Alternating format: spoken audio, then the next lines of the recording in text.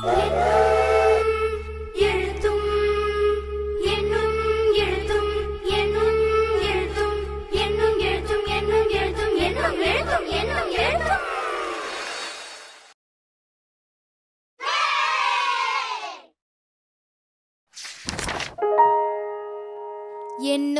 எழுத்தும்.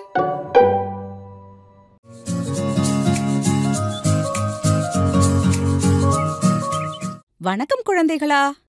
ஆற்றங்கரை அரசுகள். ஏதாவது கதை சொல்லுங்கன்னா நீங்க உடனே ஒரு ஊர்ல ஒரு ராஜா இருந்தாராம் அப்படின்னு ஆரம்பிச்சிருவீங்க. ஏன்னா ராஜான்னா உங்களுக்கு ரொம்ப பிடிக்கும், அப்படிதானே?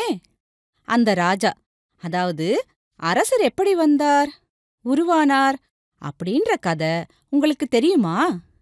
நான் சொல்றேன், கேக்குறீங்களா?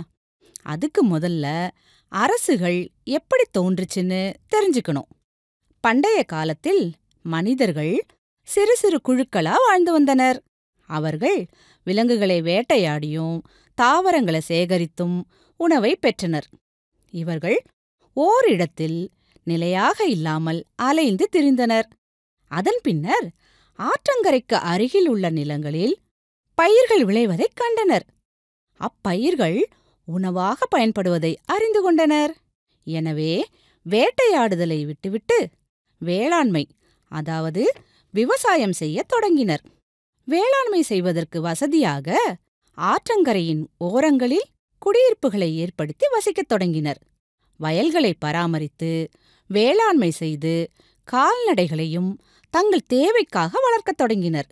பின்னர் இந்த சிறு சிறு குழுக்கள் இணைந்து கிராமமாக மாறியது. இவர்கள் தங்கள் குழுவிற்கு ஒரு தலைவனை தேர்ந்தெடுத்து தலைவனின் வழிகாட்டுதலில் வாழ்ந்தனர். ஒரு கிராமத்திற்கு ஒரு தலைவன் என இருந்த நிலையில் வேளாண்மை மற்றும் பல்வேறு தேவைகள் காரணமாக பல கிராமங்கள் மற்றும் பகுதிகளை ஒன்றிணைத்து நாடு, அதாவது அரசை தோற்றுவித்தனர். அந்த அரசினை ஆட்சி செய்தவர் அரசர், அதாவது ராஜா என அழைக்கப்பட்டார்.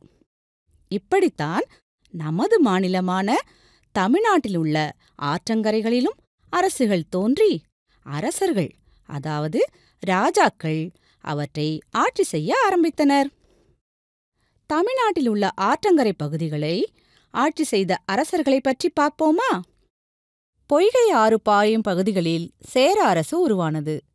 காவிரி ஆற்றங்கரையில் சோழ அரசும், வைகை ஆற்றங்கரையில் பாண்டிய அரசும், பாலாற்றங்கரையில் பல்லவ அரசு தோன்றியது.